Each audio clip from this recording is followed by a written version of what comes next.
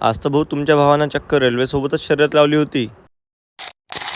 ते झालं असं की सकाळी लवकर उठून तयारी करून अभय पाटलाच्या इथं पोटभर जेवण करून घेतलं. आता तुम्ही म्हणसान की हे अभय पाटील कोण? ते म्हणजे अकोला जिल्ह्यात टाकळी निमकर्दा या गावात राहणारे रहिवासी आणि सदन कास्तकार, म्हणजेच आपले जिगरी मित्र. तर आज सकाळी सकाळी आपण आलो आहे त्यांच्या वावरात.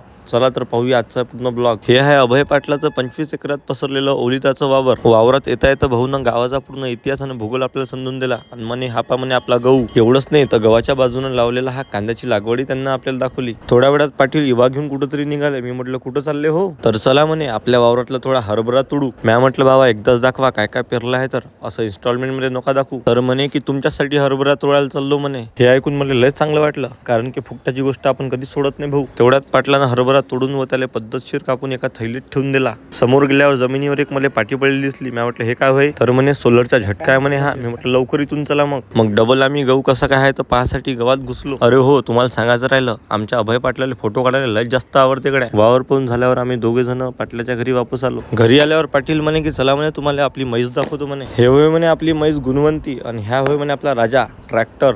तेवढ्यात मी विचार केला की आपण वाघाला जो चोपडलाय पण म्हशीला कधी चोपडलं नाही, तर आज चोपडून भाव. तेवढ्यात म्हशीनं कान हलवले आणि मी दूर आलो. तेवढ्यात अभय पाटलानं डालं भरून कुटार आणून म्हशीला जेवायला दिलं आणि अजून एक पुण्याचं काम केलं. पण मी समोर उभा होतो म्हणून मलेला अजून म्हशीनं जेवणच केलं नाही. नंतर आम्ही देशाच्या विकासासाठी काय काय करू शकतो या विषयावर गंभीर चर्चा केल्या. तितक्यात गावात कुठून तरी गजानन महाराजाची दिंडी आली. दिंडीतल्या पालखीचं दर्शन करून आणि माझी तयारी करून मी माझ्या रस्त्यानं निघालो. चला तर भेटूया पुढच्या ब्लॉग मध्ये. तोपर्यंत टाटा.